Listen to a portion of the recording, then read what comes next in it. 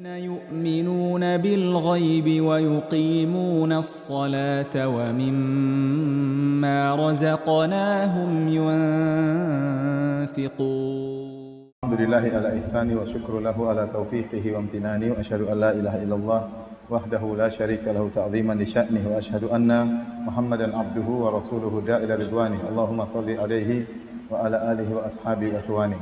Hadirin dan hadirat yang dirahmati oleh Allah Subhanahu wa taala, pada kesempatan hari ini kita akan membahas tentang Nabi Isa alaihissalam, suatu sosok yang merupakan sosok kontroversial di antara umat manusia yang ada di alam semesta ini, antara umat Islam dengan umat Nasara dan umat Yahudi.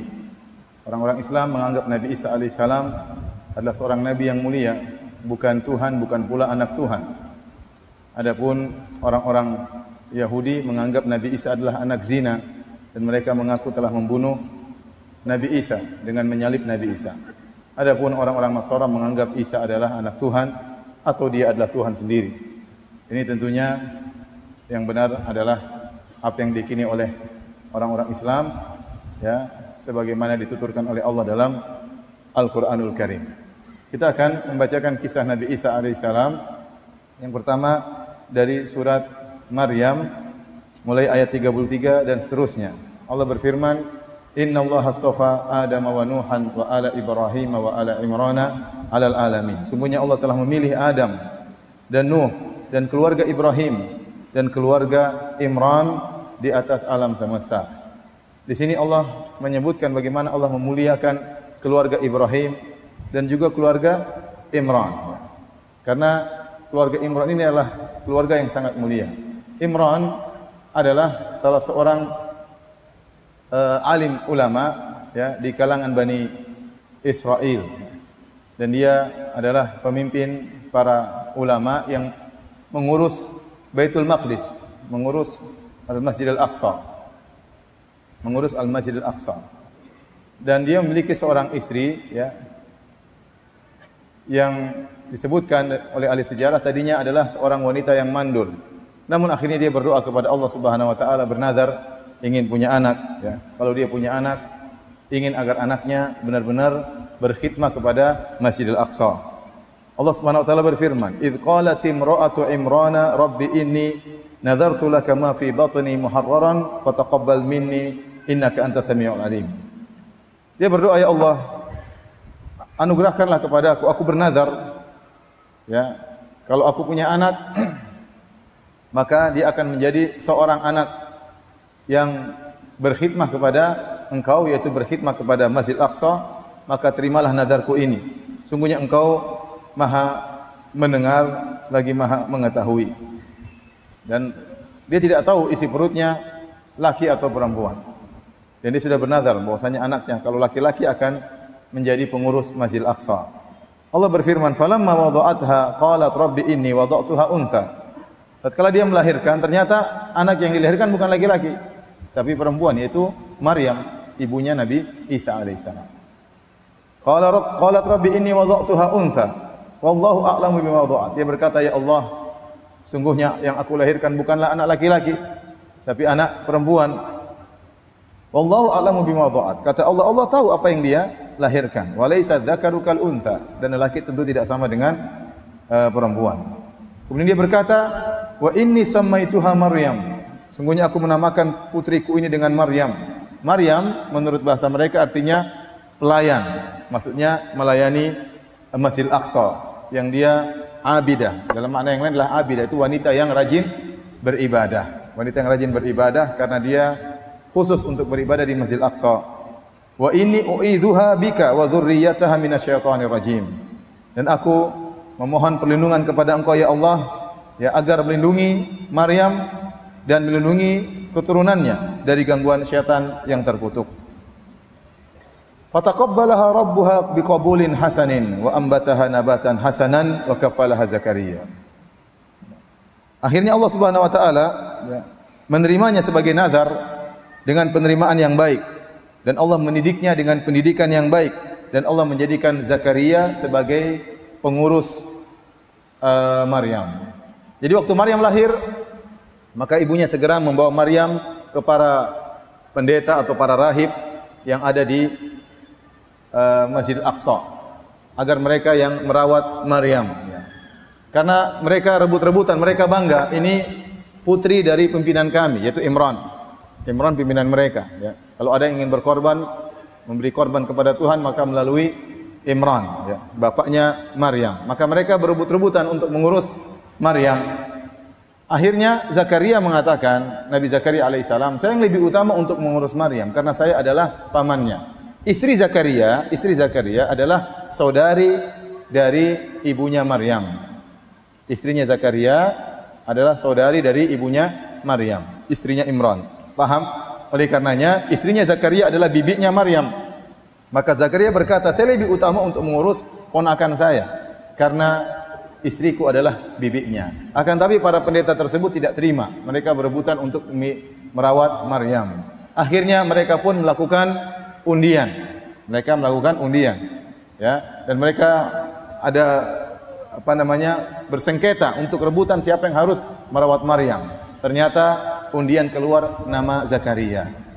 Yang Allah sebutkan dalam Al-Qur'an, "Dzalika min amba'il ghaibi nuhihi ilaik." Wa ma kunta ladaihim idh yulquna aqlamahum ayyuhum yaqulu Maryam wa ma kunta ladaihim idh yahtasimun. Kata Allah, inilah kabar gaib yang aku ceritakan kepada engkau wahai Muhammad. Kau tidak hadir di sisi mereka tatkala mereka sedang mengundi dan kau tidak hadir tatkala mereka sedang bersengketa. Tapi Nabi Muhammad bisa menceritakan kisah ini padahal beliau tidak hadir karena wahyu dari siapa? Dari Allah Subhanahu wa taala. Akhirnya Maryam dirawat oleh Zakaria, oleh pamannya, ya, oleh pamannya atau suami bibinya. Kemudian ya mulailah Maryam tumbuh dan berkembang sampai akhirnya dia menjadi seorang wanita yang dewasa. Ya. Jadi seorang wanita yang dewasa. Kemudian tatkala dia menjadi seorang wanita yang dewasa, Maryam kemudian membuat semacam mihrab, yaitu semacam kamar khusus di Masjidil Aqsa untuk dia bisa konsentrasi ibadah di situ. Sementara Zakaria terus merawatnya, ya, membawakan makanan buat Maryam karena memang dia sudah dinadarkan untuk beribadah kepada Allah Subhanahu wa taala, tidak ada kesibukan yang lain. Jadilah Maryam wanita yang terkenal di kalangan Bani Israel, wanita yang soleha yang telah menadarkan, ibunya menadarkan dirinya untuk berkhidmat kepada Masjidil Aqsa. Maka pamannya Zakaria senantiasa membawa makanan kepada Maryam. Namun ada hal yang aneh yang dialami oleh Maryam, dilihat oleh Zakaria alaihissalam. Zakaria juga seorang nabi. Dan kebetulan Zakaria tidak punya anak. Dia tidak punya anak. Dia udah tua, istrinya juga mandul.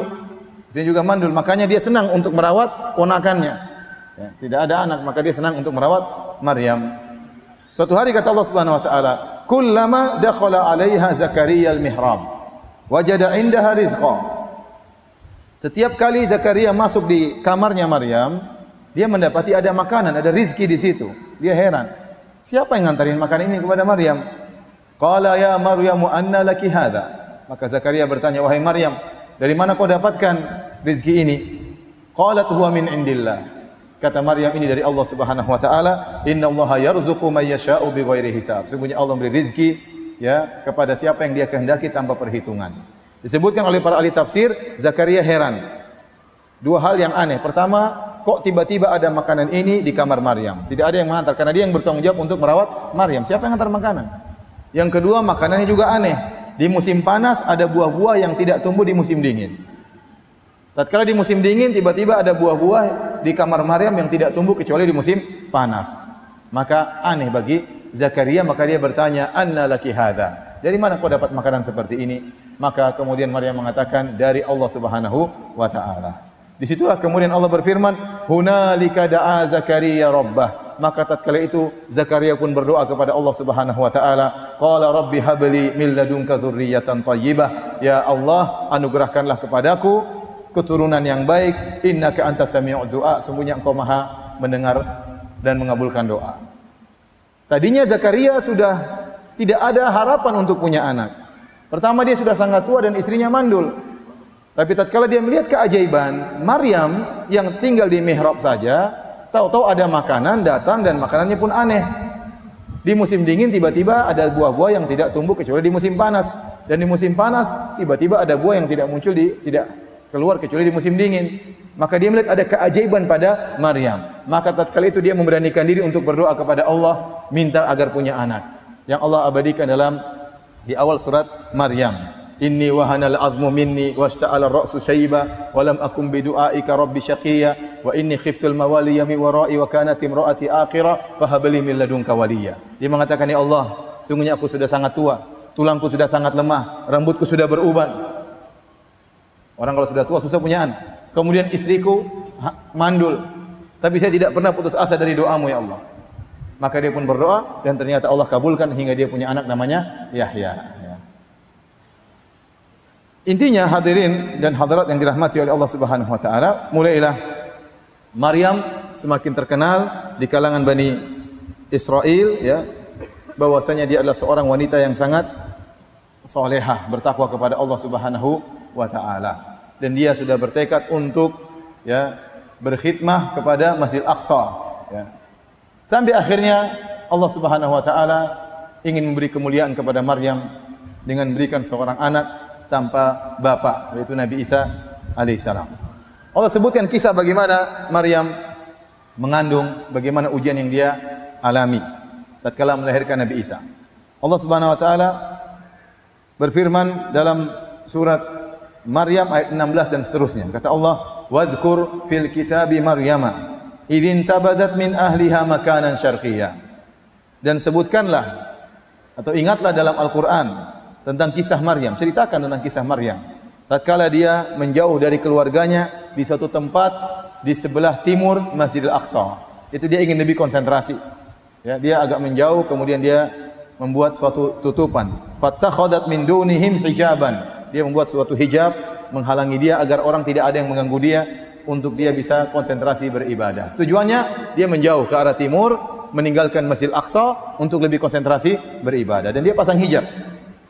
Tiba-tiba Allah uji. Fa arsalna ilaiha ruhana fatamatsala laha basharan sawiyya. Maka kami pun mengirim kepada Maryam ruhana, yaitu malaikat Jibril. Fatamatsala laha basharan sawiyya, dan malaikat Jibril menjelma menjadi seorang lelaki yang sawiyya. Sawiyya itu artinya sempurna, sangat tampan. Sangat tampan, malaikat Jibril menjelma menjadi seorang lelaki yang sangat tampan. Kemudian dia bertemu dengan Maryam. Maryam kaget. Dia sudah pasang hijab, tiba-tiba muncul lelaki yang sangat tampan di hadapan Maryam. Maka dia pun segera berkata, qalat inni a'udzu birrahmani minka in kunta taqiyya. Maka segera dia berlindung kepada Allah. Dia seorang wanita digoda dengan lelaki yang tampan seperti ini, tempat yang jauh tidak ada yang lihat. Ini godaan berat bagi Maryam.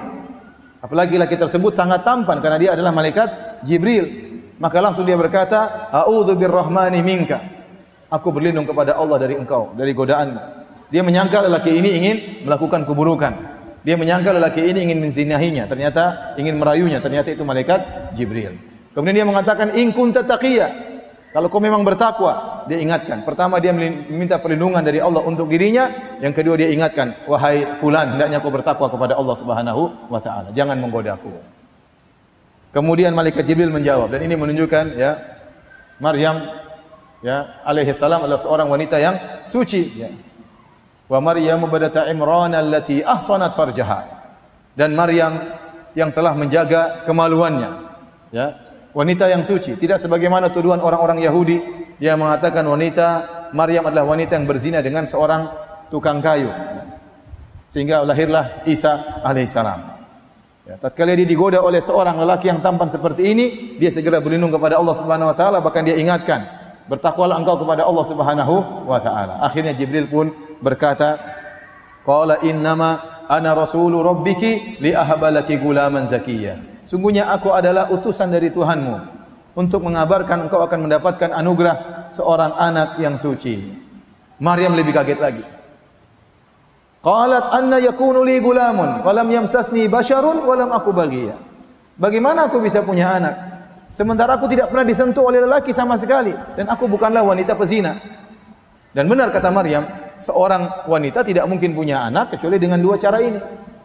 Disentuh oleh lelaki atau dia wanita pezina sehingga hamil di luar nikah.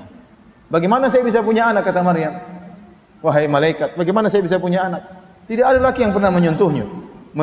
Walam yamsasni bashar. Dan ini kalimat yang indah dalam Al-Quran. Aku tidak pernah disentuh oleh seorang laki pun.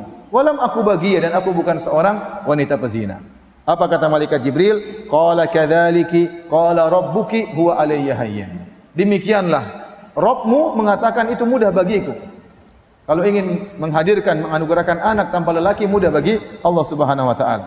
Walinaja'alahu ayatan linnas, agar ini dijadikan sebagai bukti kekuasaan Allah. Allah bisa menciptakan manusia tanpa bapak. Wa rahmatan minna, dan sebagai rahmat dari kami. Wa kana amran maqdiya, dan ini suatu perkara yang sudah ditetapkan. Tidak bisa kau menghindar wahai Maryam, kau pasti punya anak. Maka benarlah, ya. Akhirnya setelah itu Maryam pun mengandung. Allah menceritakan bagaimana Maryam tatkala mengandung. Kata Allah, "Fahamalathu fantabadat bihi makanan qasiyya." Maka dia pun mengandung. Antum bayangkan, Maryam bingung apa yang harus dia lakukan. Dia dikenal sebagai wanita yang soleha, wanita yang suci. Tiba-tiba kalau pulang ke kampung tahu-tahu mengandung, apa kata orang? Kalau dia bilang ini datang tiba-tiba, orang enggak ada yang percaya. Mau daftarkan 100 saksi bahwasanya saya hamil tanpa disentuh lelaki, tidak ada yang percaya. Tidak ada yang percaya. Zaman dulu tidak percaya, apalagi zaman sekarang, apalagi zaman now. Siapa yang mau percaya dia punya anak tanpa disentuh lelaki? Itu bayangkan bagaimana nafsiyatuha, ya, bagaimana kejiwaan psikologi Maryam tatkala itu. Berat. Akhirnya waktu dia mengandung, dia semakin menjauh. Takut dilihat oleh orang, takut jadi bahan pembicaraan orang. Bagaimana orang tahu kalau dia dalam kondisi hamil? Apa kata orang kampung, apa kata keluarganya, apa kata masyarakat, apa kata pendeta-pendeta. Sementara dia dikenal sebagai wanita yang soleha. Ujian yang sangat besar bagi Maryam. Kata Allah, fahamalathu fantabadat bihi makanan qasiyya. Dia pun mengandung Nabi Isa alaihissalam. Maka dia pun pergi ke tempat yang lebih jauh lagi. Qasiyya itu jauh. Kemudian fa'aja'ahal makhadhu ila jidhin nakhlah. Tatkala dia mau melahirkan, maka dia kesakitan. Dia kesakitan. Kata para ahli tafsir, terkumpul bagi dia 3 kesulitan. Pertama, ya, dia kesakitan, sakit ingin melahirkan.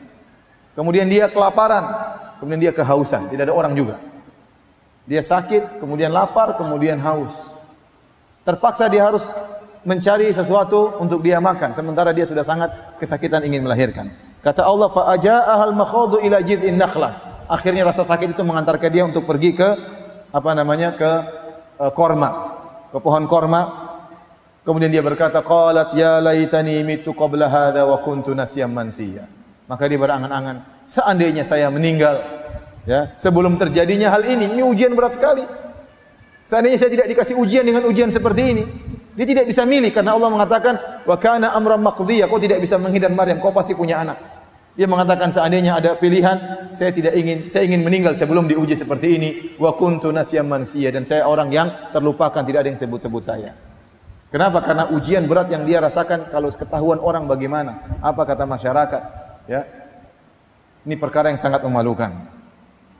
Kemudian fanadaha min tahtiha, tiba-tiba ada suara menyuruh kepada Maryam, Allah tahzani, jangan kau sedih wahai Maryam. Qad ja'ala rabbuki tahtaki sariya. Sungguhnya Rabbmu, ya, telah mengalirkan sungai di bawahmu. Dia haus, maka Allah alirkan sungai supaya dia bisa minum.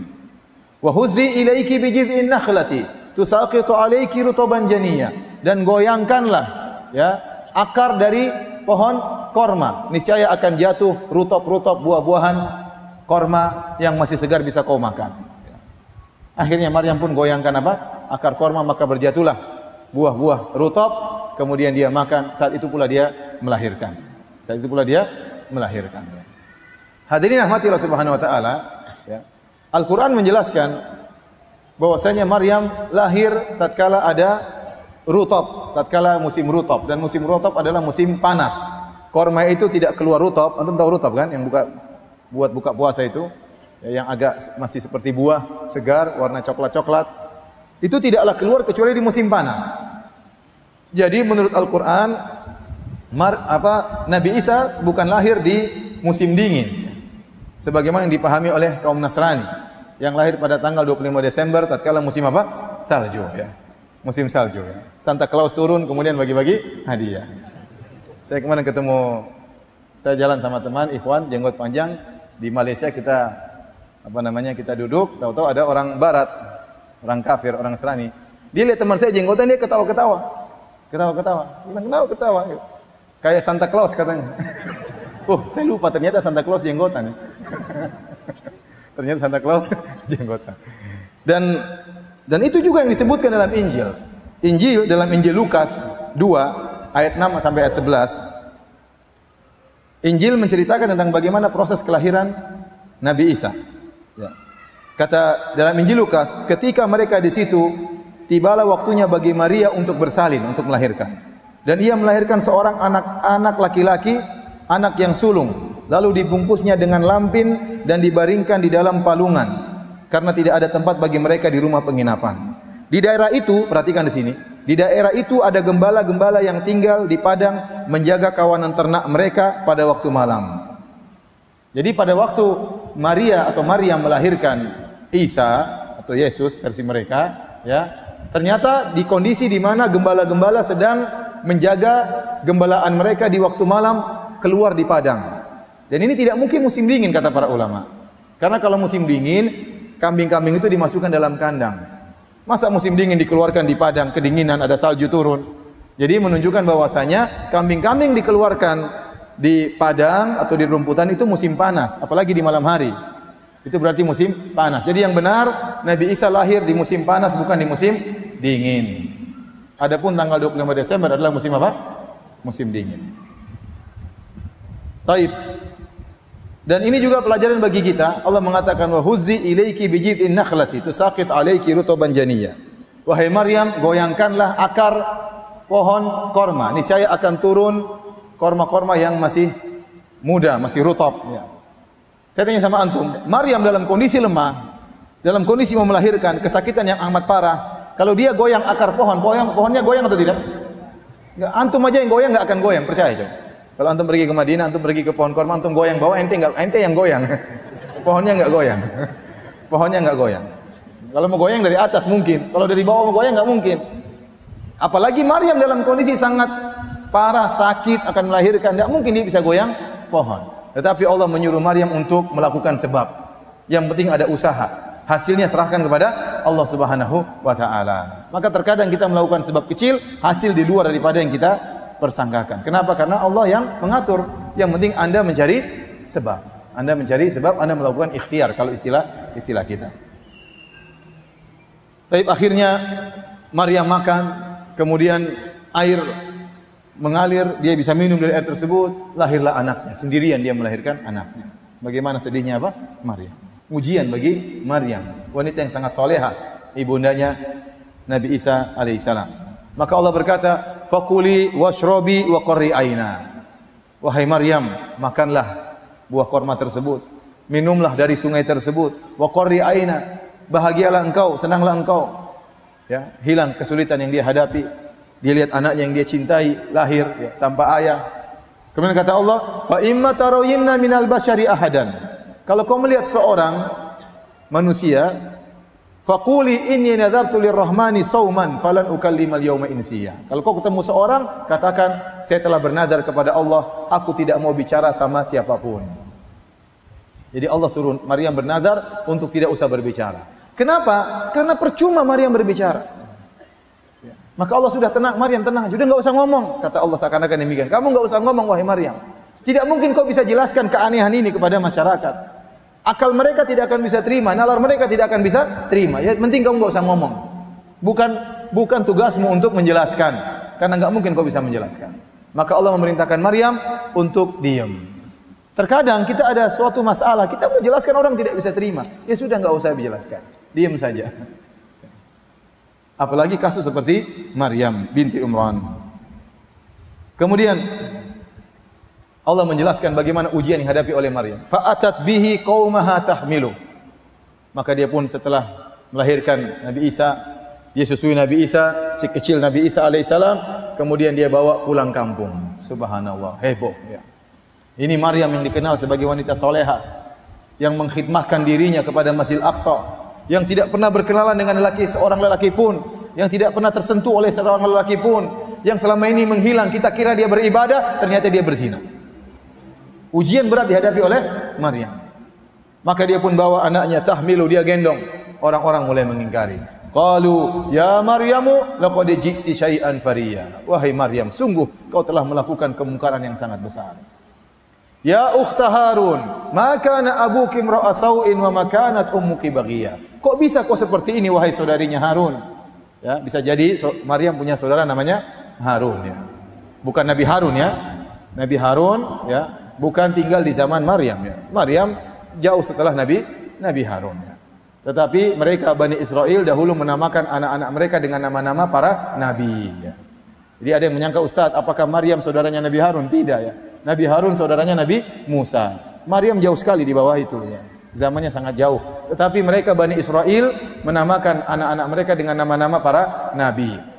Maka mereka berkata, ya ukhta Harun, wahai saudarinya Harun. Kenapa kok bisa demikian? Maka na abuki imra'a sau', ayahmu bukan orang buruk. Wa makanat ummuki baghiyah, ibumu juga bukan pezina. Kok kamu bisa begini? Kamu nuruni siapa? Dari mana bisa seperti ini? Jelas bapaknya siapa? Imran. Bapaknya Imran, pemimpin para pendeta. Ibunya wanita soleha, dikenal oleh masyarakat. Bagaimana kamu bisa demikian? Ini dalil bahwasanya menguatkan pada umumnya buah jatuh tidak jauh dari pohonnya. Itu pepatah orang Indonesia, dan itu ada benarnya. Karena anak-anak tumbuh berkembang dengan didikan orang tua, dan pengaruh orang tua sangat besar. Kata Nabi SAW, kullu mauludin yuladu alal fitrah fa abawahu yuwahhidanihi au yunassiranihi au yumajjisanihi. Setiap anak dilahirkan dalam kondisi fitrah, kedua orang tuanya lah yang merubah dia menjadi Yahudi atau Nasrani atau Majusi. Pengaruh orang tua sangat besar. Kalau orang tua di rumah sering bohong, anaknya jadi nanti suka tukang bohong. Kalau orang tua di rumah sering angkat suara teriak-teriak, anaknya juga, putrinya nanti. Kalau seorang wanita di rumah suka teriak-teriak sama suaminya, nanti putrinya juga suka teriak-teriak sama suaminya. Kalau bapaknya pelit, anaknya juga pelit. Ini pada umumnya, namun tidak harus demikian. Namun pada umumnya demikian, buah jatuh tidak jauh dari pohonnya. Kalau pepatah Arab mengatakan, faman syabaha abahu fama zalam. Barang siapa yang mirip dengan bapaknya, maka dia tidak berbuat zalim. Wajar kalau dia mirip dengan bapaknya. Ya. Ada anak saya cerita sama saya, dia gibahi temannya. Abi, teman saya pelit sekali Abi. Dalam hati saya tahu bapaknya juga pelit sama. Tapi saya tidak jawab begitu sama anak saya. Jadi akhlak anak tidak jauh dari akhlak orang tua. Ini pada umumnya, namun tidak selalu demikian. Ya. Oleh karenanya Maryam tidak bisa menjawab. Mereka tanya, kenapa bisa punya anak? Ayo Maryam, kenapa bisa punya anak? Allah sudah bilang jangan ngomong.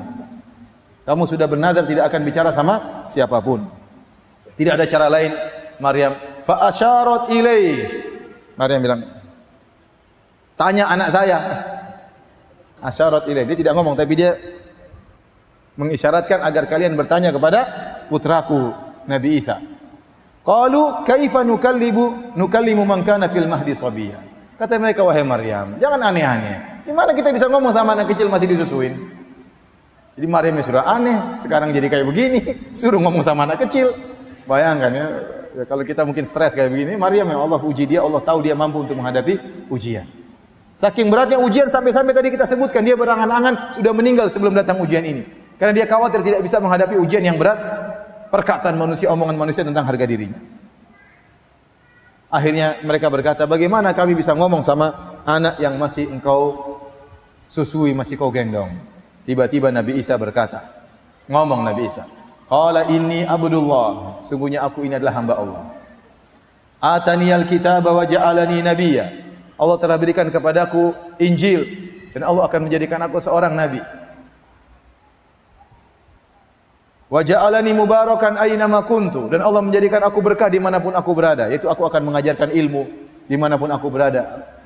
Nabi Isa adalah seorang guru, di mana saja dia mengajarkan ilmu kepada murid-muridnya. Dimanapun dia berada dia berkah. Wa awsani bis salati waz zakati ma dumtu hayya. Dan Allah telah mewasiatkan kepada aku, memerintahkan aku untuk salat dan untuk bayar zakat selama aku masih hidup. Wa barram bi walidati, dan Allah telah memerintahkan aku untuk berbakti kepada ibundaku ini. Walam yaj'alni jabbaran syaqiyya, dan Allah tidak menjadikan aku seorang yang sombong, ya, orang yang angkuh dan orang yang sengsara. Wassalamu alayya yauma wulidtu wa yauma amutu wa yauma ub'atsu hayya. Dan keselamatan akan aku rasakan tatkala aku lahir, tatkala aku meninggal, dan tatkala aku dibangkitkan. Benar, Nabi Isa mendapat keselamatan tatkala dia lahir. Dia tidak diganggu. Jadi semua anak diganggu setan sehingga menangis, Nabi Isa lahir dalam kondisi tidak menangis. Karena ibunya, istrinya Imran, neneknya Nabi Isa pernah berdoa, inni u'idzuha bika wa dzurriyyataha minasyaitonir rajim. Ya Allah, aku minta perlindungan kepada Engkau agar setan tidak mengganggu putriku Imran dan agar tidak mengganggu keturunannya. Itu Nabi Isa alaihissalam. Taib. Setelah itu, apakah Nabi Isa berbicara terus? Jawabannya tidak. Menurut pendapat ulama, Nabi Isa cuma ngomong sebentar saja untuk menghilangkan tuduhan kepada Maryam bahwasanya dia seorang wanita pezina. Maka Allah menjadikan Nabi Isa bisa berbicara. Oleh karena Nabi Isa, menurut pendapat yang rajih, pendapat yang kuat, ya, dipilih oleh Asy-Syaukani dan yang lainnya, Nabi Isa bukan menjadi seorang nabi sejak kecil. Keberadaan dia bisa ngomong bukan menjadikan dia nabi sejak kecil. Kalau dia jadi nabi, dia sudah berdakwah masih kecil kan susah kan? Sudah apa? Innal hamdalillah nahmadu. Masih kecil repot. Enggak. Jadi dia bisa ngomong itu hanya untuk menghilangkan tuduhan. Setelah itu dia kembali normal sebagai anak yang biasa sampai akhirnya tumbuh dan berkembang menjadi orang dewasa, baru dia diangkat menjadi seorang nabi. Makanya dia mengatakan wa ja'alani nabiyyan, aku dijadikan nabi. Atani alkitab, aku diberikan Injil, padahal belum ada Injilnya. Maksudnya dia mengatakan, wahai kaumku, aku akan diangkat menjadi nabi. Aku akan diberikan Injil oleh Allah Subhanahu wa taala. Aku akan dijadikan berkah oleh Allah sehingga mengajari masyarakat dimanapun aku berada. Dan ini antara mukjizat Nabi Isa yang kata para ulama tidak terdapat dalam Injil. Saya belum cek, tapi saya baca tadi pernyataan ulama di antara Ibnu Qayyim rahimahullahu taala, Nabi Isa berbicara sejak kecil itu tidak terdapat dalam Injil. Ini menunjukkan bagaimana Quran memuliakan Nabi Isa lebih daripada Injil. Lebih daripada Injil. Kemudian Allah sering berkata dalam Al-Quran, Ya Isa bin Maryam, Ya Isa bin Maryam, wahai Isa putri Maryam, wahai Isa putra Maryam, wahai Isa putra Maryam. Tapi kalau antum dapati dalam Injil, Injil Lukas, Injil Yohanes atau Injil yang lainnya, antum mendapati mereka sebutkan silsilah nasab Nabi Isa. Disebutkan dalam buku Injil bahwasanya Nabi Isa itu lahir dari Maryam yang suaminya namanya Yusuf An-Najjar. Sehingga kalau disebut nasabnya Yesus bin Yusuf bin Hali. Ada Yesus bin Yusuf bin Yakub. Jadi disebutkan nasab Nabi Isa sampai kepada Nabi Daud. Islam tidak. Ya. Islam tidak bahwasanya Maryam lahir tanpa ayah, dan tidak ada hubungannya dengan Yusuf An-Najjar, tidak ada. Maryam tidak pernah dilamar oleh Yusuf, ya, An-Najjar, apalagi menikah dengan Yusuf, apalagi punya anak dari Yusuf, tidak ada. Aneh dalam Injil disebutin nasabnya Nabi Isa. Isa bin Yusuf bin Yakub bin sampai bin Daud. Ini dibantah oleh para ulama Islam bahwasanya Maryam tidak sama sekali menikah dengan dengan Yusuf. Dan lihat bagaimana Islam memuliakan Nabi Isa untuk menghilangkan tuduhan bahwasanya Maryam berzina dan menunjukkan kehebatan Nabi Isa bisa lahir tanpa ayah. Itu dalam Al-Quran. Dalam Injil tidak, malah disebut punya bapak. Disebut punya bapak. Kalau perhatikan ternyata nasabnya sangat jauh berbeda. Injil satu mengatakan mungkin sampai Nabi Daud entah 30 bapak, yang ini lebih banyak lagi, mungkin 40 bapak. 40 apa? Kakek. Jadi memang kontradiktif di situ. Satunya mengatakan Yesus bin Yusuf bin Hali. Satunya Yesus bin Yusuf bin Yakub. Ya beda, kakeknya sih sudah beda. Ke atasnya lebih beda lagi. Jadi kita tahu ternyata Al-Quran sangat memuliakan Nabi Isa. Lebih daripada Injil memuliakan Nabi Isa alaihi salam. Kemudian di antara bantahan para ulama, aturan dari orang-orang Bani Israel, kita tahu bahwasanya Nabi Yakub punya 12 anak. Asbat, disebut dengan asbat. Sibet sampai 12. Nabi Yusuf dan saudara-saudaranya. Di antara ada Yahuda, di antara ada Lawi. Nah, Maryam ini berasal dari keturunan Nabi Harun alaihissalam sampai ke Lawi. Ya. Adapun Yusuf An-Najjar dari keturunan Nabi Daud alaihissalam. Dan dalam aturan Bani Israel tidak boleh satu sibet nikah dengan sibet yang lain. Jadi kalau Yusuf harus nikah dengan wanita dari keturunan dia itu, dari keturunan sibet ini. Jadi mereka ada 12 apa? 12 nenek moyang. 12 suku lah, ya. Salah satunya suku Yusuf, Nabi Yusuf alaihissalam. Nanti suku Yahuda, suku siapa dan seterusnya. Ya. Jadi secara aturan tidak mungkin Yusuf berani melamar Maryam karena secara keturunan mereka berbeda dan tidak boleh dalam aturan Bani Israel satu sibet suku menikah dengan suku yang lain meskipun sesama Yahudi. Jadi ini menguatkan bahwasanya Maryam melahirkan Nabi Isa tanpa bapak dan ini mukjizat Nabi Isa alaihissalam. Baik. Maka Allah berfirman, "Dzalika Isa bin Maryam, qaulul haqqi alladzi fihim yamtarun." Itulah Nabi Isa bin Maryam, perkataan yang benar yang mereka perselisihkan tentang siapa hakikat Nabi Isa. Maka lillahi ayattakhidha min waladin subhana. Allah tidak pernah punya anak, Allah tidak pernah mengambil anak. Ya, seandainya Allah punya anak, anak tersebut memang harus disembah. Makanya Allah mengatakan, "Qul in kana lirrahmani walad fa ana awwalul abidin." Katakanlah kalau Allah punya anak, aku yang pertama kali sembah anak tersebut. Ya. Karena anak mesti mirip dengan bapaknya. Kalau ternyata Nabi Isa anaknya Allah, harusnya sifat-sifat anak sama seperti bapaknya. Tidak makan, tidak minum, maha kuasa, tidak tidur, tidak capek, tidak istirahat, tidak takut. Itu sifat-sifat Tuhan. Ternyata Nabi Isa tidak seperti bapaknya kalau memang itu anaknya bapaknya. Dan Nabi Isa bukan anak dari Allah Subhanahu wa taala. Maka benar kata Allah, kalau memang Isa Allah punya anak, maka anaknya harus diibadahi juga. Karena pasti sifat anaknya seperti sifat apa? Bapaknya. Namun kita dapati ternyata Nabi Isa sifatnya jauh dari Allah Subhanahu wa taala. Berarti dia bukan anak Allah Subhanahu wa taala. Kata Allah, "Ma kana lillahi ayattakhidha min waladin subhanah." Allah tidak mungkin punya anak, Maha suci Allah Subhanahu wa taala. "Idza qada amran fa inna ma yaqulu lahu kun fayakun." Adapun Isa lahir tanpa bapak, tidak melazimkan dia anak Tuhan. Bagi Allah mudah sekali menciptakan anak tanpa bapak. Idza qada amran, kalau Allah menghendaki sesuatu tinggal berkata kun fayakun. Maka Allah menyebutkan yang lebih aneh daripada Nabi Isa, itu Adam. Inna mathala Isa indallahi kamathali Adam. Sungguhnya perumpamaan Isa sama seperti Adam, mudah bagi Allah. Khalaqahu min turab, Allah ciptakan Nabi Adam dari tanah, Allah tinggal bilang kun fayakun. Mudah bagi Allah untuk menciptakan Nabi Adam tanpa ayah, tanpa ibu, apalagi Nabi Isa cuma sekedar tanpa ayah. Mudah bagi Allah. Kalau Nabi Isa mau jadi Tuhan, Adam juga harusnya jadi Tuhan. Alaihissalam. Baik. Kemudian Allah berfirman, "Fakhtalafal ahzabu min bainihim." Maka timbullah hizb-hizb di antara Nasara, Yahudi tentang perkara Nabi Isa. Yahudi berkelompok-kelompok juga. Ya. Sebagian mereka mengatakan Nabi Isa adalah anak zina. Nasrani juga berkelompok-kelompok. Ada yang mengatakan Nabi Isa adalah anak Tuhan. Ada yang mengatakan Nabi Isa itulah Tuhan. Ada yang mengatakan Nabi Isa satu dari yang tiga. Tiga kelompok besar Nasrani sampai sekarang. Ya.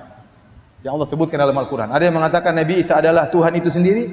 Isa huwallah. Isa adalah Allah. Ada yang mengatakan Isa anak Tuhan. Ada yang mengatakan Isa satu dari yang tiga. Paham? Trinitas. Kemudian Nabi Isa tumbuh berkembang. Allah tidak sebutkan bagaimana berkembangnya Nabi Isa dalam Al-Quran. Karena mungkin tidak penting. Ya, yang penting setelah itu bagaimana dakwahnya Nabi Isa alaihissalam. Maka di antara dakwah yang disampaikan Nabi Isa kepada orang-orang Yahudi, Nabi Isa konsentrasi untuk mendakwahi penyimpangan-penyimpangan yang dilakukan orang Yahudi. Mereka terjerumus dalam kesyirikan, mereka menganggap Uzair adalah putra Allah, mereka melakukan hal-hal penyimpangan, maka Nabi Isa nasihati mereka. Nabi Isa nasihati mereka. Rupanya mereka tidak suka dengan Nabi Isa. Mereka tidak suka dengan Nabi Isa. Kenapa? Karena Isa dari Maryam dan Maryam dari Lawiyah. Dari Sibet Lawi, dari suku Lawi. Sementara orang-orang Yahudi menyatakan Nabi harus dari keturunan Daud. Mereka tidak terima Nabi Isa. Dan mereka yakin bahwasanya Nabi terakhir nanti akan muncul, akan menjadi hebat dan membawa kejayaan bagi orang-orang Yahudi. Ternyata Nabi Isa tidak demikian. Waktu dia berdakwah di zaman tersebut yang menguasai adalah Romawi. Di bawah kerajaan Romawi ada Yahudi, tengah-tengah itulah lahir Nabi Isa. Waktu Nabi Isa lahir, Nabi Isa ternyata tidak memprovokasi rakyat untuk memberontak terhadap kerajaan Romawi. Dia tidak berbicara tentang politik sama sekali. Dia bicara tentang tauhid, tentang akhlak, tentang perbaikan akhlak, sehingga orang Yahudi tidak suka. Ini nabi model apa kayak begini? Kita mau nabi yang memberontak kemudian menjadi menguasai Yahudi, menguasai dunia. Akhirnya mereka ingin membunuh siapa? Nabi Isa. Apalagi Nabi Isa merubah aturan-aturan agama mereka yang tadinya diharamkan dihalalkan oleh Nabi Isa. Wa liuhilla lakum, ya, untuk aku menghalalkan apa yang dahulunya pernah diharamkan bagi kalian orang Yahudi. Yahudi tidak terima. Pendeta-pendeta mereka kemudian hasad kepada Nabi Isa. Akhirnya mereka memprovokasi kerajaan Romawi untuk menangkap Nabi Isa alaihissalam. Azan ya. Berapa menit lagi? Sudah habis? Ya sudah, kita lanjutkan habis apa? Habis salat Isya insyaallah taala. Assalamualaikum warahmatullahi wabarakatuh.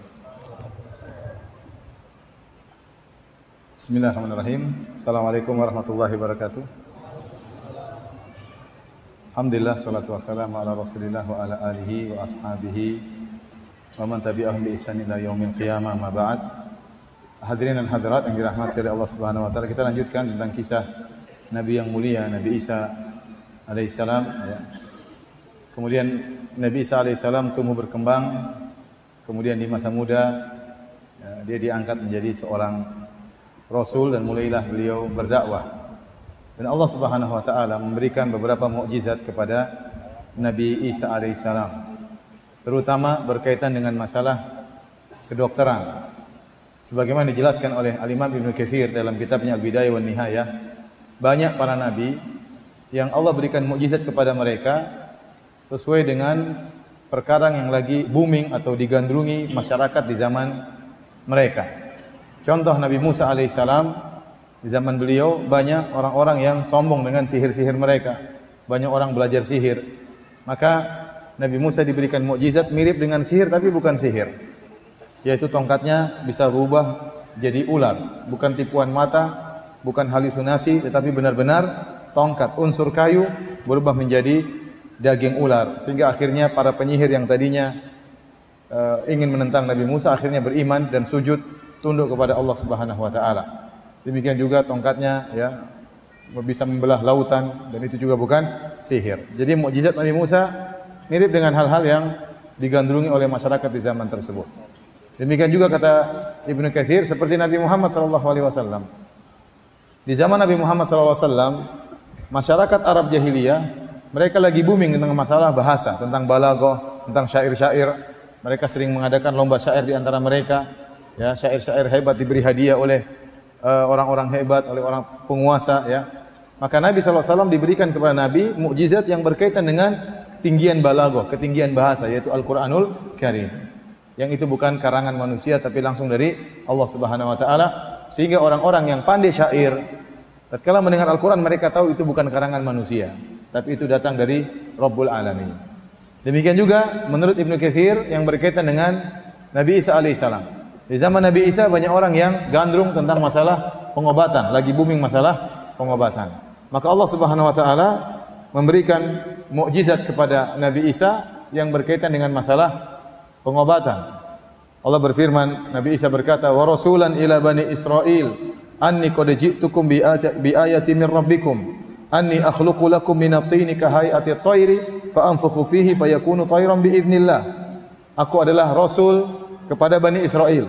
Jelas Nabi Isa diutus kepada Bani Israel, tidak kepada umat yang lain. Dan aku telah datang kepada kalian dengan mukjizat dari Rabbku, dari ayat, suatu tanda kebesaran Rabbku. Di mana aku menciptakan dari tanah, aku ciptakan semacam burung, lalu aku tiupkan, maka jadi burung beneran, terbang. Kemudian wa ubri'ul akmaha wal abrasa bi idznillah. Aku menyembuhkan orang yang buta, diusap oleh Nabi Isa, kemudian tadinya buta sejak lahir, tiba-tiba bisa melihat. Orang terkenal abros itu penyakit sopak, yaitu yang berwarna-warni, ya, albino kata orang, itu pun sembuh diusap oleh Nabi Isa. Lebih daripada itu, wa uhyil mauta biiznillah. Aku bisa menghidupkan yang mati. Ada orang meninggal dihidupkan oleh Nabi Isa, semuanya dengan izin Allah Subhanahu wa taala. Ini semua ya mengungguli ilmu kedokteran yang ada di zaman tersebut. Nabi Isa mukjizatnya luar biasa. Jangankan orang sakit jadi sembuh, orang mati bisa hidup kembali. Di antara mukjizat beliau, wa unabbiukum bima ta'kuluna wa ma tadkhiruna fi buyutikum. Aku bisa mengabarkan kepada kalian tentang ilmu gaib, apa yang kalian makan tadi malam, apa yang kalian makan tadi siang, tadi pagi, apa yang kalian simpan di rumah kalian. Padahal Nabi Isa tidak pernah ke rumah mereka, ya. Inna fi dzalika la ayatan lakum in kuntum mu'minin. Sungguh pada yang demikian itu ada tanda-tanda kebesaran Allah bagi orang-orang yang beriman. Jadi Nabi Isa datang dengan mukjizat. Sehingga mulailah sebagian orang Yahudi masuk Islam. Bani Israel mulai masuk ikut ajaran Nabi Isa alaihissalam. Namun sebagian Yahudi menentang, ya. Mereka tidak percaya kepada Nabi Isa alaihissalam. Menurut mereka Nabi Isa anak zina. Menurut mereka Nabi Isa bukan dari keturunan Nabi Daud, tidak sah karena mereka mengagungkan Nabi Daud alaihissalam. Menurut mereka Nabi terakhir harus dari keturunan Nabi Daud, sehingga akhirnya mereka mengingkari Nabi Isa. Terlebih lagi Nabi Isa tidak pernah berbicara tentang kekuasaan. Yang dia bicarakan adalah agama, adalah tauhid, kemudian masalah perbaikan akhlak, sehingga mereka semakin benci kepada Nabi Isa alaihi salam. Akhirnya mereka pun membuat makar. Mereka sering merayu kerajaan Romawi untuk menangkap Nabi Isa, tapi kerajaan Romawi tidak mau tangkap Nabi Isa karena tidak ada kesalahan Nabi Isa. Akhirnya mereka melakukan tipuan. Mereka mengatakan Nabi Isa mengaku sebagai raja Yahudi dan akan melakukan pemberontakan dan yang lain dan lainnya. Akhirnya Yahudi bekerja sama dengan orang-orang Romawi, akhirnya menangkap Nabi Isa. Menurut versi Islam dalam Al-Quran, Nabi Isa ditangkap dengan bantuan orang-orang Yahudi beserta tentara Romawi. Namun Nabi Isa tidak disalib dan tidak dibunuh. Allah membantah perkataan orang-orang Yahudi. Wa qaulihim inna qatalnal masiha Isa bin Maryam wa Rasulullah.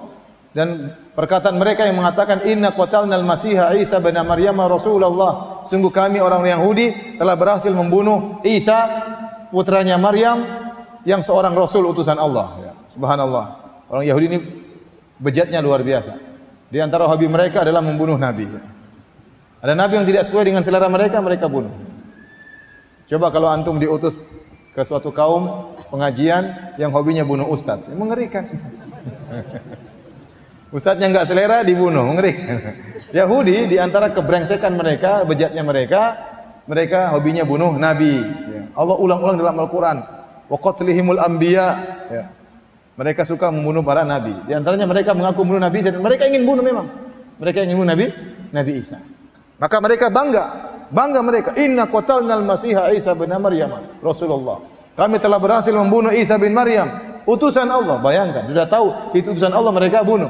Allah bantah, wa ma qataluhu wa ma salabuhu walakin syubbiha lahum. Mereka tidak pernah membunuh Nabi Isa, mereka tidak pernah menyalib Nabi Isa, tapi ada orang yang diserupakan kepada Nabi Isa. Itu yang mereka tangkap, itu yang mereka salib, itu yang mereka bunuh. Kata Allah, wa ma qataluhu yaqina. Mereka sebenarnya tidak yakin kalau telah membunuh Nabi Isa. Bar rafa'ahu Allahu ilaihi, tapi Allah telah angkat Nabi Isa. Allah selamatkan Nabi Isa. Ini versi Islam. Nabi Isa selamat, tidak dibunuh oleh mereka, ya, diselamatkan oleh Allah Subhanahu wa taala, diangkat ke langit. Dan akan turun nanti menjelang hari kiamat. Akan turun menjelang hari kiamat untuk menyelesaikan segala kontroversial tentang dirinya. Dia akan jelaskan saya seorang nabi. Dia akan turun menjalankan syarat Nabi Muhammad SAW. Hidup kalau tidak salah 7 tahun. Kemudian meninggal dunia, kemudian dikuburkan sebagaimana nabi-nabi yang lain. Sehingga jelas bahwasanya yang benar Nabi Isa bukanlah Tuhan dan bukan juga anak zina, ya, sebagian pernyataan Yahudi, tapi dia seorang nabi yang mulia yang dimuliakan oleh orang-orang Islam. Ya. Hadirin hadirat yang dirahmati oleh Subhanahu wa taala. Ini versi Islam.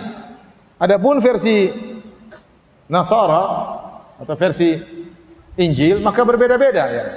Injil Barnaba mengatakan bahwasanya Nabi Isa, ya, waktu mau ditangkap maka ada seorang yang diserupakan dengan Nabi Isa, diserupakan, ya. Kemudian dialah yang ditangkap, ya. Dialah yang ditangkap. Dikenal dengan Yudas Iskariot atau Yahuda Iskariot, ya. Dan Injil-Injil lain juga menyatakan demikian. Ada beberapa versi di antara Injil-Injil. Jadi Injil itu banyak, ya. Tapi banyak Injil yang tidak dianggap. Di antara Injil Barnaba yang dianggap Injil Lukas, Matius, Yohanes, ya. Banyak Injil Barnaba tidak dianggap, Injil ini tidak dianggap. Dan kalau antum perhatikan Injil itu tidak seperti Al-Qur'an. Kalau Al-Qur'an kan langsung qul ya ayyuhal kafirun, qul huwallahu ahad. Tapi kalau antum perhatikan Injil itu seperti hadis-hadis kalau versi kita. Jadi Yohanes Lukas, Matius sedang menceritakan tentang riwayat kehidupan Nabi Isa. Seperti hadis seperti kita. Jadi bukan seperti khitabnya, bukan pernyataannya bukan langsung dari Allah. Adapun Al-Qur'an tidak, langsung Allah yang berfirman. Ya ayyuhal muddatsir kum fa'andzir, wahai yang berselimut bangunlah. Siapa yang bicara? Allah. Tapi kalau antum baca Nabi Injil, enggak. Yesus kemudian ke sini, Yesus kemudian begini, Yesus kemudian ngomong, itu seperti hadis.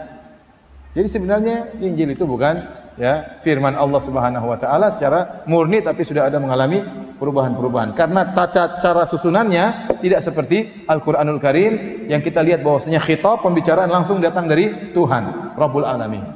Tetapi kalau Injil, Matius, Lukas itu seperti rawi-rawi hadis. Abu Hurairah meriwayatkan hadis dari Nabi sallallahu alaihi wasallam, Umar meriwayatkan hadis dari Nabi sallallahu alaihi wasallam, sahabat meriwayatkan dari Nabi sallallahu alaihi wasallam.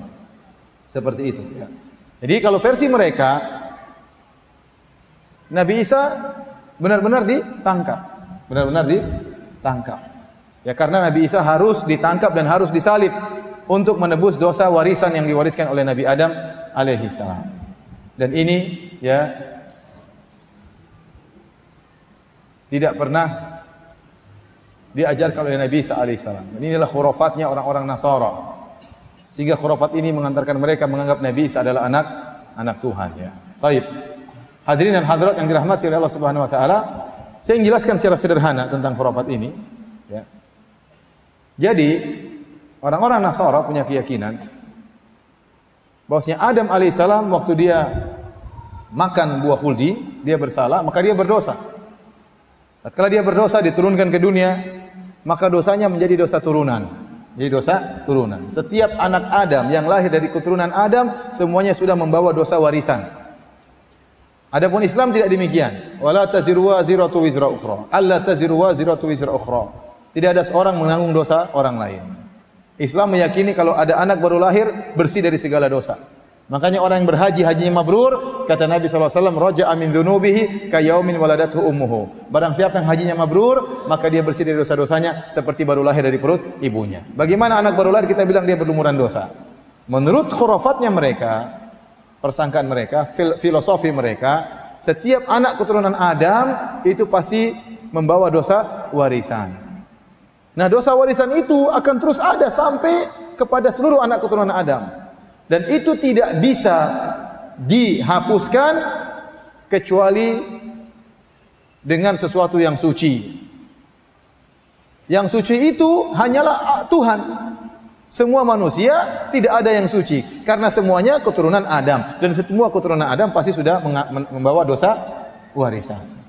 Oleh karenanya untuk bisa menebus dosa tersebut, ini filsafat mereka, maka harus sesuatu yang suci yang bisa menebus. Siapa yang suci? Ternyata hanya Tuhan yang suci.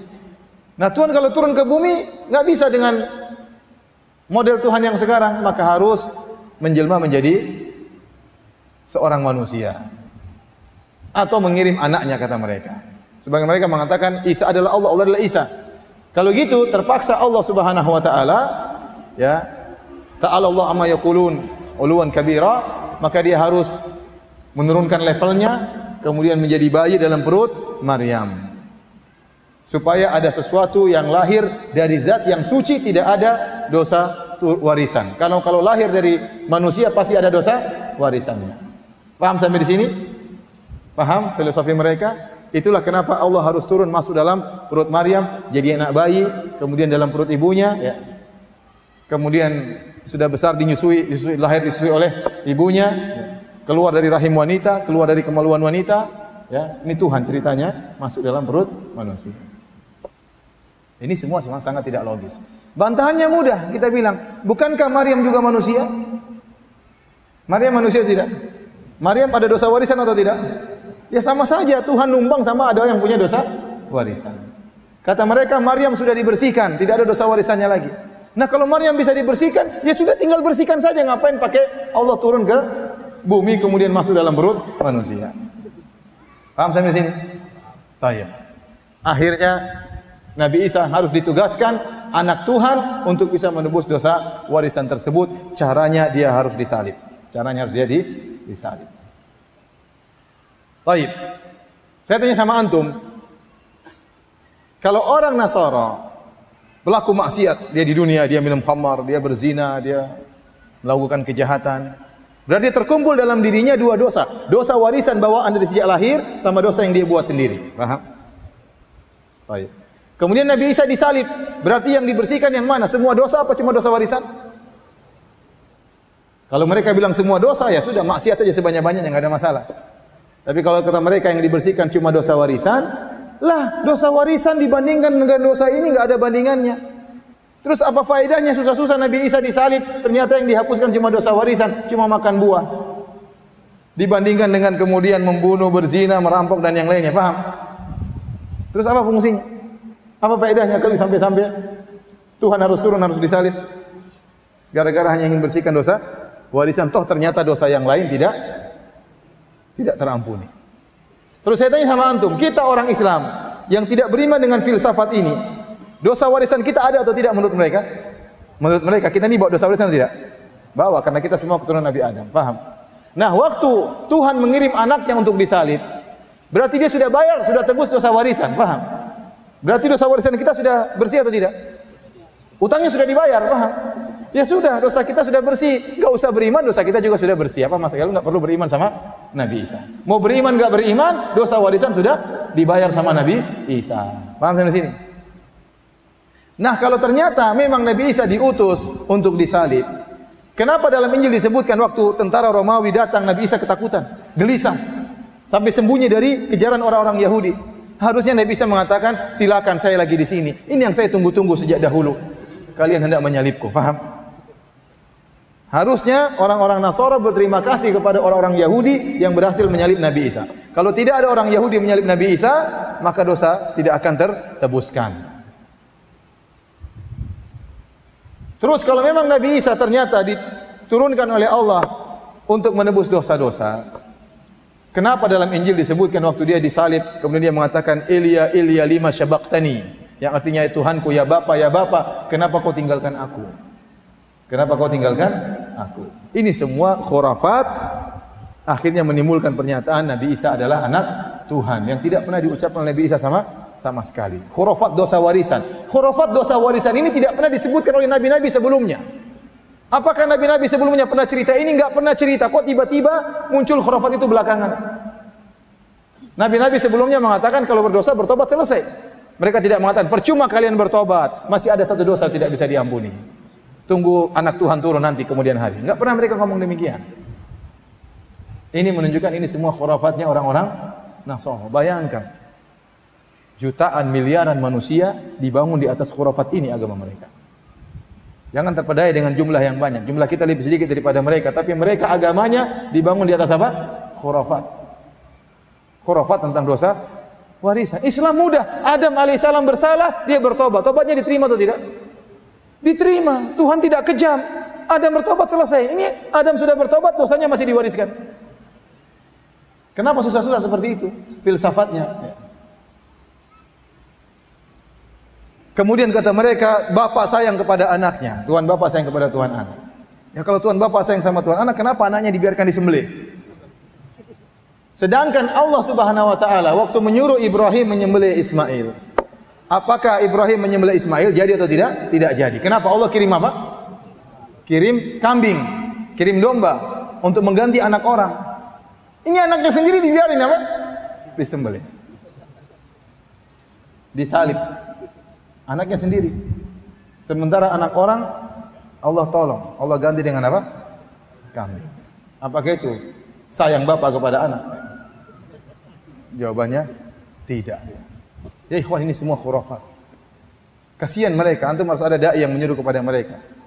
Saudara-saudara kita yang masih terjerumus dalam khurafat seperti ini, harus ada dai yang menjelaskan kepada mereka, ini khurafat yang menyebabkan mereka terjebak dengan pemikiran seperti ini. Ya. Timbul pertanyaan, dari mana ini semua datang? Ternyata kalau antum baca semuanya khurafat ini, filosofi ini datang dari Paulus. Siapa Paulus itu? Dalam Injil itu namanya Rasailur Rusul. Ada risalahnya Paulus, surat-surat Paulus yang Paulus tulis. Siapa Paulus ini? Paulus ini bukan muridnya Nabi Isa, bukan juga murid-muridnya Nabi Isa. Dia bukan sahabat, dia bukan juga tabi'in, paham? Dia ini seorang Yahudi yang memusuhi Bani Israel. Dia paling benci kepada Masihiyin, paling benci kepada pengikut Nabi Isa. Bahkan dia sebutkan dalam risalahnya, dia selalu menyiksa orang-orang pengikut Nabi Isa. Sampai suatu hari dia berjalan dengan tujuan untuk menyiksa Bani Israel, pengikut Nabi Isa. Tiba-tiba Tuhan Yesus datang mengangkat dia sebagai seorang Rasul. Jadi akhirnya dia angkat, supaya dia menjadi naik jadi Rasul, Yesusnya harus jadi Tuhan, paham? Begitu logika dia. Sehingga dia dianggap sebagai seorang Rasul. Sementara Hawariyin, para penolong Nabi Isa, tidak ada menganggap dirinya sebagai Rasul, tidak ada. Mereka murid-murid Nabi Isa, mereka sahabat Nabi Isa, tidak mengaku sebagai seorang apa? Rasul. Nah ini logikanya Paulus ini, Nabi Isa diangkat jadi Tuhan sehingga dia menjadi Nabi. Nabinya Tuhan. Dan aneh, baru ada sejarah Nabi seperti ini. Antum baca seluruh sejarah Nabi, dari Nabi Adam sampai Nabi Muhammad SAW. Apakah ada Nabi asal muasalnya penjahat kemudian tiba-tiba jadi Nabi? Tidak ada. Paulus ini sedang penjahat ya. Dia ingin suka membunuh orang pengikut Nabi Isa. Dia sebutkan sini dalam Injil dia sebutin. Dan dia sedang berjalan ingin menyiksa Bani Israel, tiba-tiba diangkat menjadi Tuhan. Tidak ada sejarah seperti ini. Ya. Allah menyebut tentang Nabi Yusuf, Allah angkat jadi Nabi. Kenapa? Dia dahulu adalah orang yang baik. Kadzalika najzil muhsinin. Demikian kami beri balasan kepada orang yang baik. Dalam ayat banyak. Demikian kami beri balasan kepada orang yang baik, sehingga kami angkat dia menjadi seorang nabi. Kami angkat dia sebagai seorang rasul. Kenapa dia orang baik? Ini sekarang enggak, karena dia penjahat, maka kami angkat dia menjadi seorang rasul. Ini semua tidak logis. Dan alhamdulillah antum tahu nikmat Islam, ya, nikmat akidah. Antum tidak menyembah manusia, antum tidak menyembah nabi, antum tidak menyembah malaikat, antum tidak menyembah jin. Yang antum mencipta, yang antum sembah adalah pencipta alam semesta. Maka kita bersyukur kepada Allah Subhanahu wa taala di atas nikmat Islam.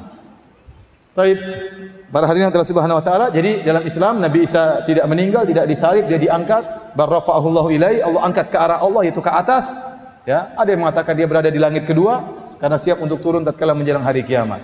Nanti tatkala datang Imam Mahdi, kemudian muncul Dajjal, baru kemudian Nabi Isa turun untuk membunuh Dajjal, dan setelah itu tidak lama kemudian berdirilah tegaklah hari kiamat. Demikian para hadirin dan hadirat yang rahmatillah subhanahu wa taala, kisah singkat tentang Nabi Isa alaihissalam, semoga bermanfaat. Selanjutnya kalau ada yang bertanya saya persilahkan. Sebelumnya saya ingatkan, insyaallah besok ada pengajian, tadi sudah antum dengar pada maghrib di Masjid As-Salam, Dr. Syafiq Basalamah. Dan besok pagi di Masjid Al-Ikhlas di Dukuh Bima, saya akan mengisi duet bersama Dr. Musyaffa Ad-Darini dengan judul Imam Syafi'i Sang Pembela Sunnah, dari jam 10 sampai jam setengah 3. 2000 pendatang pertama makan gratis ya. Tapi nggak tahu makannya apa, saya nggak tahu. Kalau mau hadir silakan. Wahai Ustadz, istri ana sekarang lagi mengandung. Dan apabila anaknya lahir laki-laki, ingin ana jadikan DKM Masjid Al-Azhar. Semoga dikabulkan ya. Semoga dikabulkan insyaallah. Ini tujuan mulia. Jadi DKM Masjid apa? Al-Azhar. Pertanyaannya, bagaimana kalau seandainya anaknya lahir perempuan? Kayak cerita siapa? Maryam. Bolehkah dijadikan DKM masjid? Seandainya boleh, terus jadi apa dong ya? Kalau hanya perempuan ya, membantu kalau DKM masjid perlu keperluan, dibantu, nggak jadi masalah ya. Tidak jadi masalah wanita mengurus masjid, tapi dengan batasan-batasan yang benar. Jangan terlalu banyak berinteraksi dengan laki-laki ya. Ya, selama bisa menjaga hubungan yang baik antara ya laki dan wanita, tidak melanggar batasan-batasan, maka tidak mengapa jadi pengurus masjid. Misalnya DKM bagian kewanitaan, boleh-boleh saja. Bagian urusan kewanitaan, boleh-boleh saja.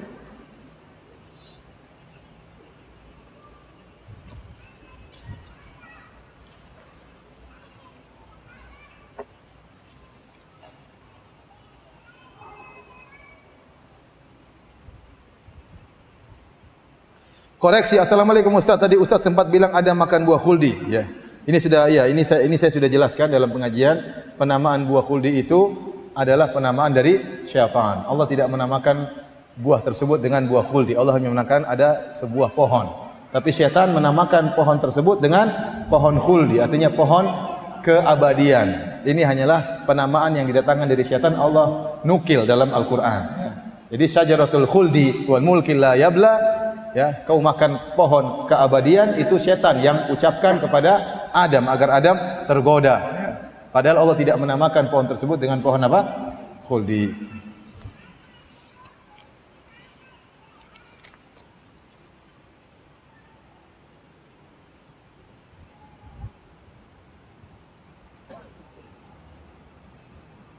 Ustaz, anak ingin bertanya, dalam Al-Quran dikatakan setiap yang bernyawa pasti mati. Nah, yang saya ingin tanyakan, apakah Nabi Isa sudah mati atau belum?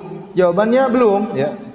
Nanti dia akan meninggal, dia turun, kemudian hidup seperti normal, 7 tahun kalau nggak salah, baru kemudian apa?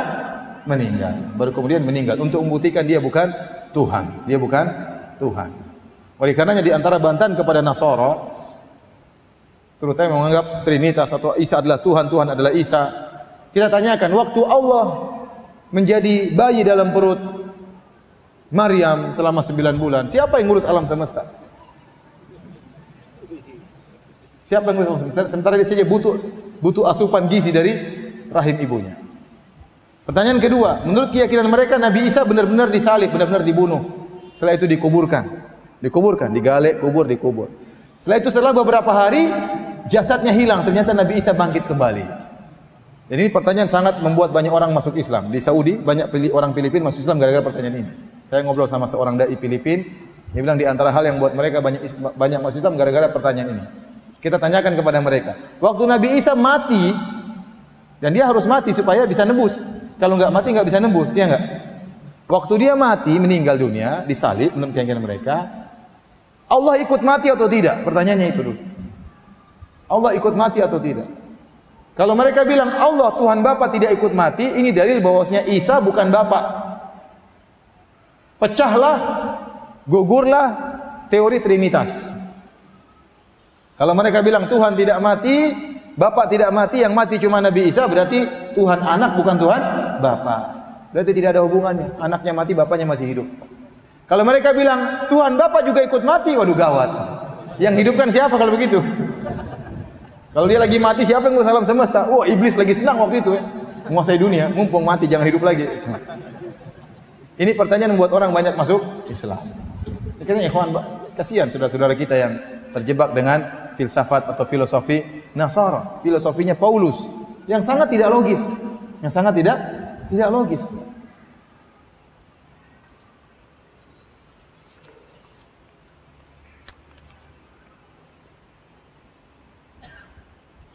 Di akhir zaman siapa yang akan muncul lebih dahulu? Nabi Isa atau Ya'juj Ma'juj? Yang benar Nabi Isa terlebih dahulu. Setelah Nabi Isa membunuh Dajjal, baru kemudian keluar Ya'juj dan Ma'juj. Jadi ada buku judulnya bagus ya.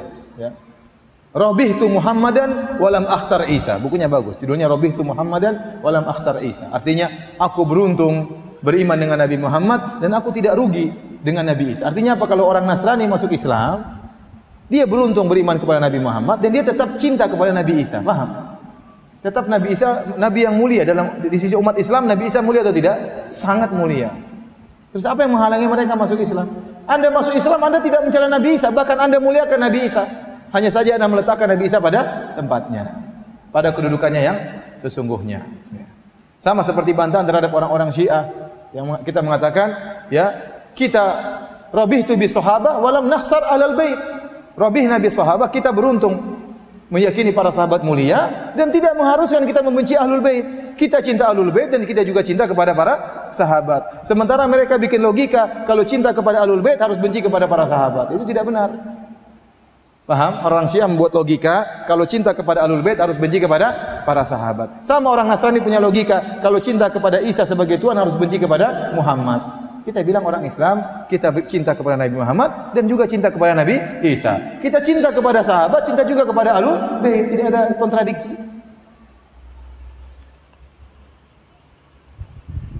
Apakah ada riwayat mengenai cara solatnya atau zakat puasanya umat Nabi Isa? Jawabannya saya tidak tahu ya. Tapi kalau antum buka dalam Injil, Nabi Isa solat, Nabi Isa berdoa. Waktu Nabi Isa ketakutan mau ditangkap, dia solat. Ini berarti dia bukan Tuhan. Kemudian dia berdoa. Kalau Tuhan berdoa kepada siapa? Tuhan saja berdoa, apalagi dia berdoa berarti dia hamba. Makanya dalam Al-Quran mengatakan, ini Abdullah atani al-kitab, aku adalah seorang hamba, aku diberikan Injil. Sama seperti Nabi yang lain.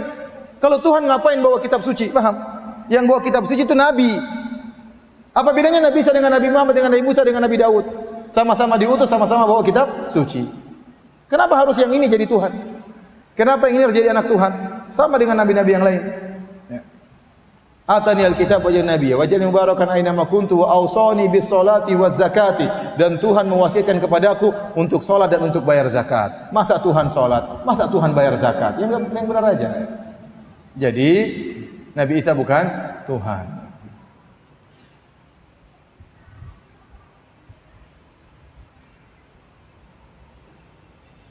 Anak pernah tanya, anak pernah dengar bahwa anak itu lahir fitrah beragama Islam dan yang menjadikannya Yahudi, Majusi, Nasrani adalah orang tuanya karena kurang mendidiknya. Kakak saya saat berusia dewasa akibat dari pernikahan dia murtad ikut agama suami. Jadi kakaknya murtad ikut agama suami. Apakah masih disalahkan orang tua apabila anak tersebut menjadi Nasrani setelah dewasa? Dan saya sebagai adiknya merasa bahwa orang tua saya cukup memberi pendidikan agama kepada anak-anaknya. Tergantung, kalau orang tua sudah berusaha menyampaikan, menasihati, anaknya murtad itu di luar kemampuannya. Tidak ada masalah. Ya. Yang penting dia sudah nasihati. Yang penting dia tidak ikut andil dalam mendukung pernikahan tersebut. Ya. Nabi Nuh anaknya juga apa? Kafir. Nabi Nuh istrinya juga kafir. Nabi Lut istrinya juga kafir. Dia sudah dakwah sudah. Ya. Yang penting kita punya hujah di hadapan Allah. Kalau Allah bertanya, kenapa putrimu jadi murtad? Kita bilang sih kita sudah berdakwah ya Allah.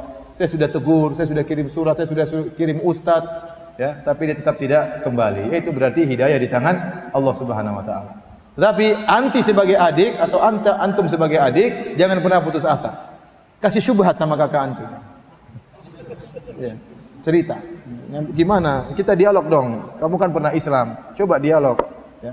Kasih syubhat, dia enggak terima enggak apa-apa. Terkadang orang kena syubhat, pertama tidak terima, lama-lama terima. Dialog saja, dialog. Enggak ada masalah, dialog. Oleh karenanya di luar negeri banyak orang-orang yang Nasrani jadi ateis. Karena mereka tidak bisa terima agama mereka, tidak logis. Tidak logis. Gereja-gereja kosong sampai dijual, dibeli sama orang Islam jadi masjid, banyak sekali. Banyak. Rata-rata masjid-masjid di Eropa, di negara-negara kafir, rata-rata asalnya apa? Gereja. Dibeli kemudian dijadikan masjid.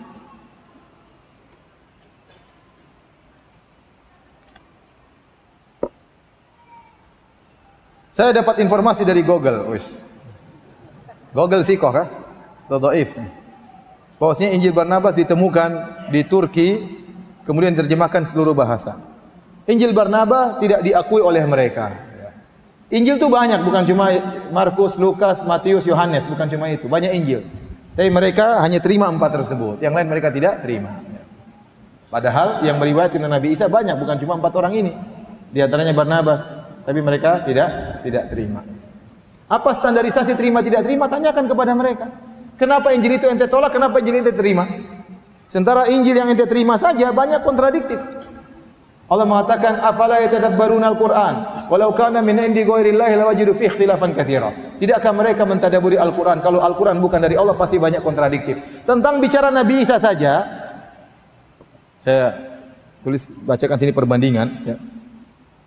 Tentang silsilah nasab Nabi Isa saja sungguh banyak jauh berbeda.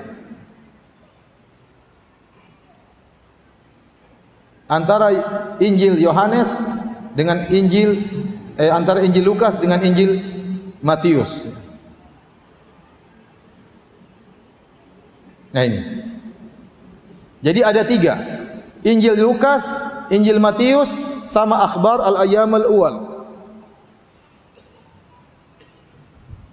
Kalau versi Injil Mata, nasab Nabi Isa sampai ke Nabi Daud cuma 32 bapak, 32 bapak. Jadi Isa bin Yusuf bin Yakub. Jadi mereka bukan Isa bin Maryam. Yang bilang Isa bin Maryam cuma Islam. Untuk memuliakan Nabi Isa. Bosnya Isa bukan anak seorang bapak pun, tapi dia langsung diciptakan Allah tambah bapak.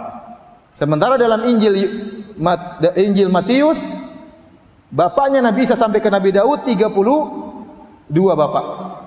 Jadi Isa bin Yusuf 1, bin Yakub, bin Matan, bin Arzur dan seterusnya sampai bin Daud 32. Adapun Injil Lukas dari Yusuf sampai Daud jumlahnya 42. Beda 10 bapak. Beda 10 kakek. Ini sangat mencolok perbedaannya, paham? Ini kakek 10 datang dari mana? Tiba-tiba muncul 10 di situ. Adapun akhbarul ayyamul uwal, kakeknya ya. Tahu-tahu bin siapa ini? Bin Hanina sampai Daud cuma 22, cuma 23. Beda lagi 10. Satu 23 bapak, satu 32 bapak, satunya 42 bapak. Ini sangat kontradiktif. Nanti di antara kakeknya ada namanya yang beda juga kakeknya. Satunya namanya Yusuf bin Yakub, satunya namanya Yusuf bin Hali. Loh, ini kakeknya bisa beda. Bapaknya sama-sama Yusuf, kakeknya beda. Apakah ini dari Allah Subhanahu wa taala seperti ini? Ini kontradiktif, nggak mungkin digabungkan. Pasti satu benar, pasti satu salah. Tahu mana yang benar, mana yang salah? Apakah ada barometernya? Kalau kita Islam ada sanad. Ini hadis sahih, hadis dhaif, ada sanadnya. Nah, Injil nggak ada sanadnya. Mana perawinya? Fulan an Matius. Fulan an Lukas. Nggak ada. Kita ada fulan an Abu Hurairah anin Nabi sallallahu alaihi wasallam. Ada, makanya di antara keistimewaan Islam adalah sanad. Sehingga keotentikan perkataan Nabi bisa kita pertanggungjawabkan karena ada sanad.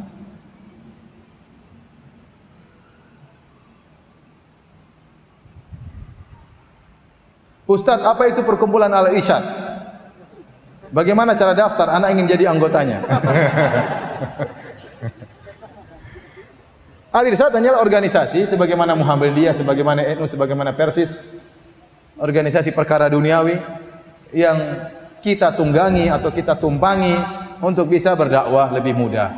Karena di Indonesia harus ada payung hukum, ya.